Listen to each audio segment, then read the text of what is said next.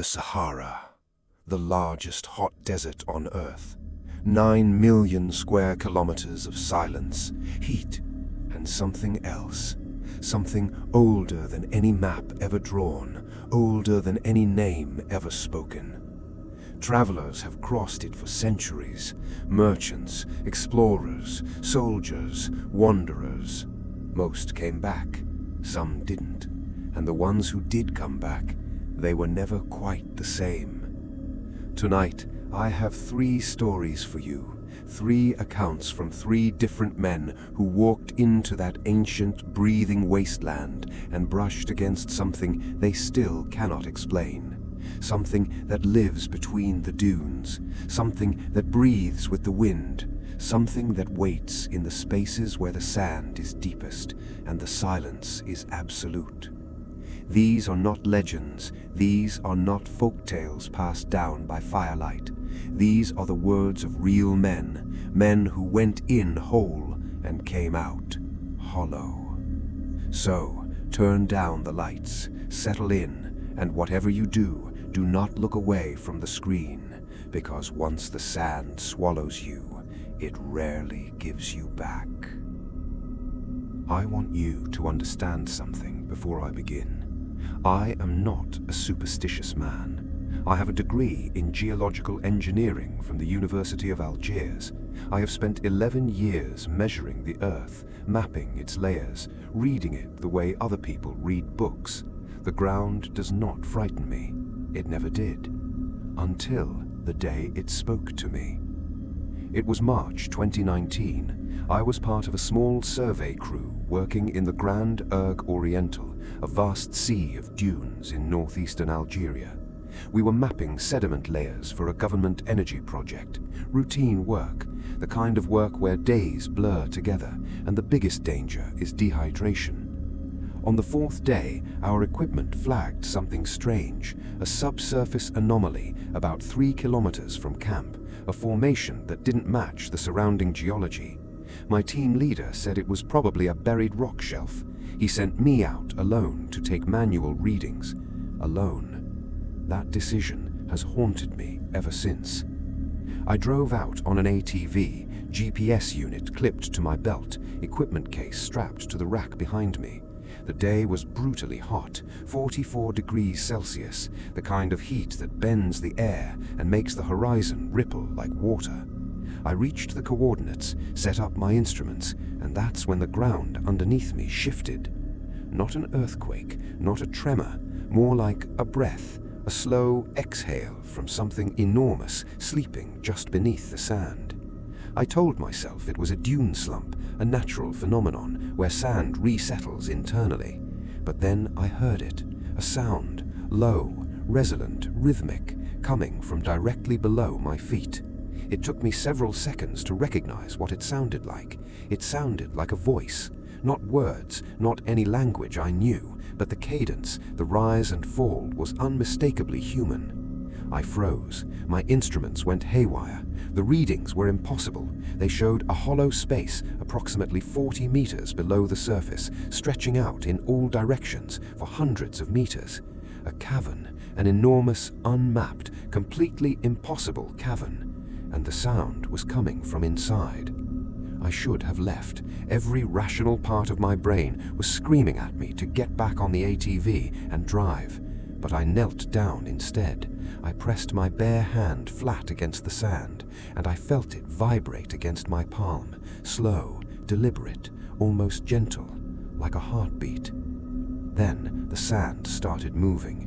Not violently, not like a sinkhole, softly, in a spiral pattern, maybe 2 meters wide, right in front of me, the grains moving inward and downward in a slow, perfect rotation, like water draining from a bathtub.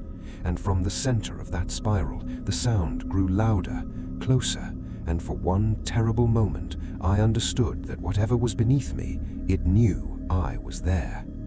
I ran. I left the equipment. I left the ATV keys. Thank God they were in the ignition. I drove back to camp at full speed and told my team leader what had happened. He went out to retrieve the equipment. He came back 2 hours later, very pale, and he told everyone the ATV had tipped over, that I had imagined the rest because of heat exposure.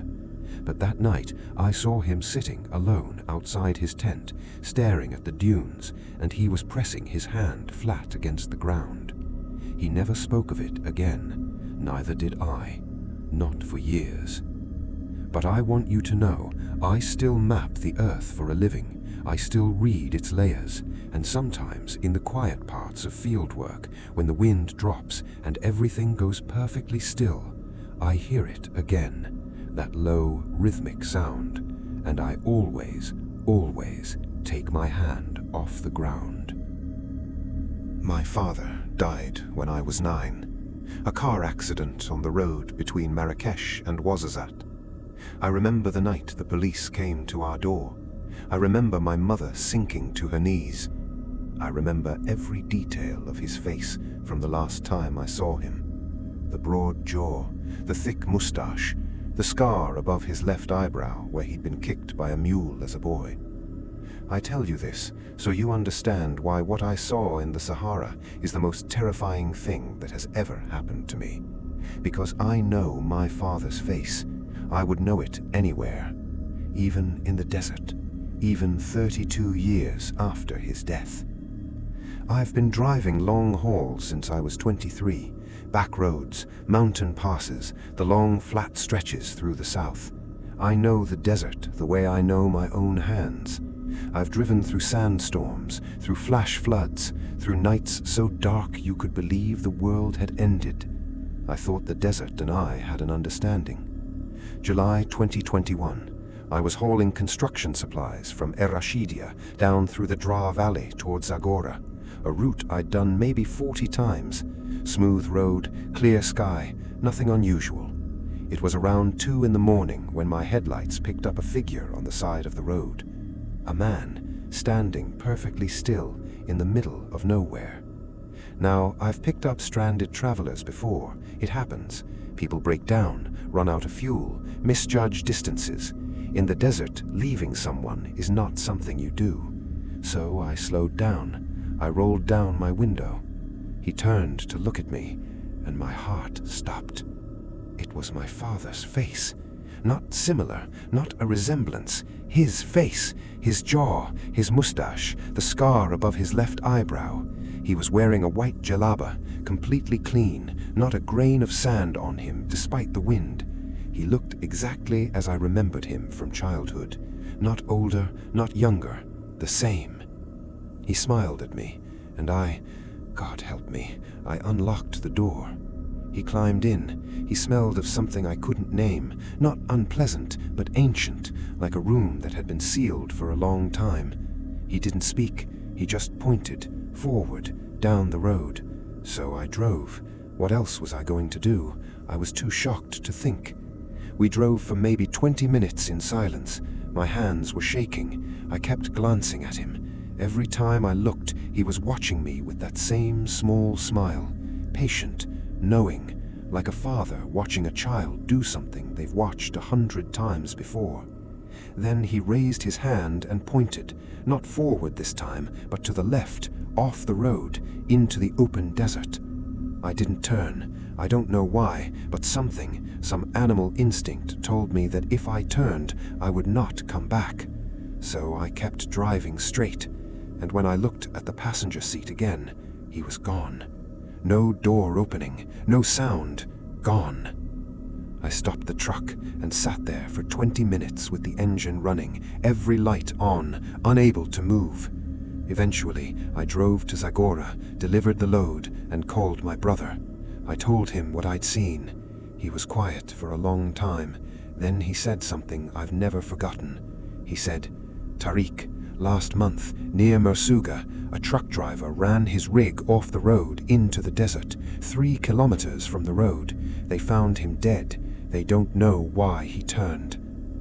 I didn't sleep for 4 days. I still drive the same route. I still drive at night sometimes, but I never, not once, take my eyes off the road when the wind picks up and the desert feels like it's listening. I'm going to tell you something that my editor, my agency, and my closest friends have all told me to stop talking about. They say it damages my credibility. They say it makes me sound unhinged. Maybe they're right, but I've watched the footage. I've gone over every detail 1,000 times, and I know what I saw. In November 2022, I joined a small expedition into the Tenere Desert in northern Niger, one of the most remote and inhospitable places on the planet. A photographer's dream, endless golden light, ancient caravansary ruins, landscapes that look like the surface of another world. I was there to shoot editorial content for a German outdoor magazine. There were 5 of us, myself, 2 Tuareg guides named Isa and Musa, a journalist named Florian, and our expedition leader, a Swiss man named Werner, who had made this crossing 7 times before. Werner was the most experienced desert traveler I've ever met. Calm, meticulous, absolutely unflappable. On the 6th day, we lost Werner. Not dramatically, not in a storm or an accident. He simply walked out of camp at dusk. He said he wanted to photograph the sunset from the ridge, and he did not come back. We searched, all of us, spread out for 3 hours. Isa and Musa, men who had spent their entire lives in this desert, tracked his footprints. The prints led up the ridge, over the crest, and then they stopped. Mid-stride, in the open flat of the basin beyond, his footprints simply ended. No scuffling, no sign of a struggle, no continuation, as if he'd taken one step and ceased to exist. We made camp at the base of the ridge, set up signal flares, and contacted emergency services. And this is the part I cannot explain. Florian spotted it first, a light about 2 kilometers away in the basin, orange, warm, like a campfire.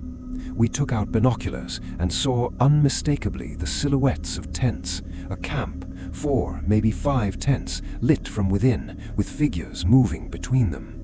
We shouted, we fired a flare. The camp did not respond. Musa refused to walk toward it. He said something in Tamashek to Isa, and Isa's face went completely still. I didn't speak Tamashek, but the look on his face was enough. I filmed it, 23 minutes of footage on my camera. The camp sat there, lit and occupied, for 23 minutes. Then the light went out, slowly, like embers dying, and in the morning, when we reached the spot, there was nothing. No ash, no tent pegs, no marks in the sand at all. Werner was found 2 days later by a search and rescue team, 6 kilometers from where his footprints ended. He was alive, physically unharmed, sitting cross-legged in the sand. He had no memory of the 2 days, none. He didn't know he'd been missing. He thought he'd gone for a walk and sat down to rest. He resigned from expeditions after that. He lives in Zurich now. We exchange emails sometimes. He never mentions what happened, but once, about a year after the expedition, he sent me a message. No context, no explanation, just 3 words. Don't watch it. He meant the footage I'd told him I still had. The footage I'd watched 100 times, trying to find an explanation. I've never replied to that email, and I've watched the footage 101 times since. I'm watching it right now. 3 men, 3 stretches of sand, 3 encounters that no degree, no map, no scientific framework has ever fully explained. The Sahara keeps its secrets buried deep, beneath the dunes, beneath the rock, beneath the weight of centuries of silence. They say the desert doesn't take people randomly. They say it chooses. They say that the thing beneath the sand, the thing that wears familiar faces, the thing that builds fires in places no one lives, they say it is patient, older than any civilization, older than memory itself.